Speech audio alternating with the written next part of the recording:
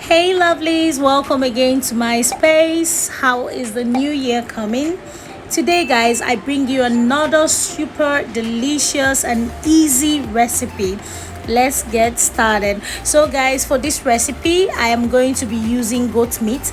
As you can see in the pot, I added a properly washed goat meat, and I am using the beefy part of the goat meat. So in the same pot guys, I am adding my onion, my chopped onion. I use the red onion.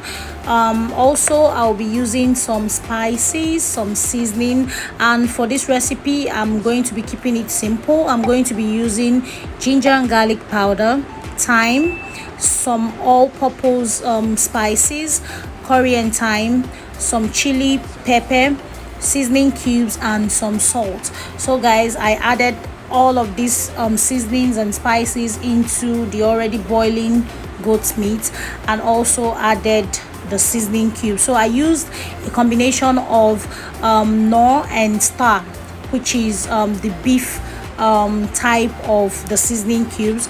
So I am stirring all of the seasonings and the spices to combine, and at this point I covered the pot to allow the goat meat produce its own juice. I stirred the goat meat to ensure that all the seasonings and all the spices are mixed together, and I also ensured that none is standing out. I covered and cooked for a total time of 30 minutes. Also, I heated up some vegetable oil, and I added in some chunks of red onion to the heated oil, just to ensure that the onion releases some flavor into the heated oil. And also I'm adding in the boiled goat meat to the heated oil. I decided to fry the goat meat, to slightly fry the goat meat. So I'm going to be frying it for just about 80 to 85%. You can decide not to fry it. Okay, you can also decide to fry it completely. So this is me trying to turn the goat meat to ensuring that all the sides are evenly fried. So at this point guys, I am going to be taking out the goat meat, because this consistency is okay.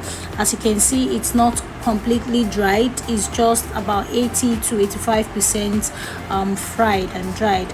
So guys, in heated pan I'm going to be adding in some sesame oil.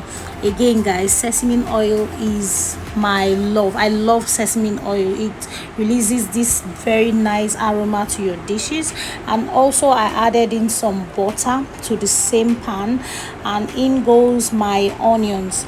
As you can see guys, these onions I decided to chop them into big chunks because I'm making a vegetable sauce. Okay, this is not the regular way I would usually slice my onion.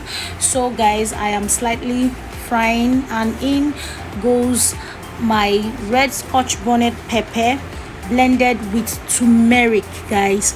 Turmeric. So turmeric is to give it this beautiful color. If you've not started adding turmeric to your dishes, I will advise you do so. So I blended turmeric and red scotch bonnet pepper. Also I added in some chopped carrot. So guys, this particular carrot I soaked with boiled water and salt just to reduce the sweetness, because I used matured carrots that were really sweet.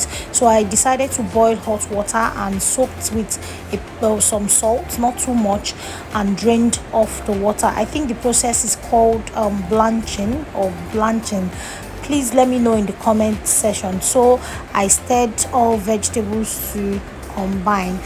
Also guys, I decided to show you a little clip of the rice I'll be pairing this sauce with. So guys, I continued with adding some more pepper and turmeric, because I tasted and found out that the pepper was not enough. The pepper I added wasn't enough, so I added a little more to the mixture. So guys, it's time to add the bell peppers. So I use a mixture of the green bell pepper, the yellow bell pepper, the red bell pepper, and 1 seed of tatashe. I removed the seeds of all the bell peppers. So I'm stirring to combine all vegetables. Also, I added in some drops of oyster sauce just to enhance the taste, and also I added in more sesame oil. Guys, you can never ever go wrong with this oil. I stirred to combine all vegetables. Note guys that the vegetables are not allowed to cook for too long. Look at that goodness, guys. Look at that goodness. So guys, at this point I am going in with my already fried goat meat that I set aside earlier, just to mix up everything. And this is me trying to mix up everything, and I noticed that the pan was too small for the sauce, so I am going to be transferring into a bigger pot. So guys, this is me stirring the veggies and the goat meat to combine. Also, I added in my meat stock, my goat meat stock, to the mixture, and some salt for taste, and also cornstarch mixed with water for thickness. Guys, this is what I'll use to thicken the sauce. So guys, at this point I'm stirring to combine all ingredients. Also guys, I added in some sweet corn. You can decide to skip the sweet corn, is actually optional, but I decided to add it to the sauce.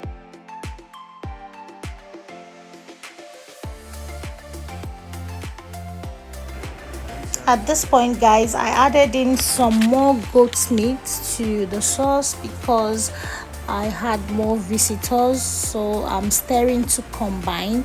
And as you can see guys, the thickness has improved and is very thick, and it looks really beautiful. So finally guys, I sprinkled in some chopped spring onions for more flavor.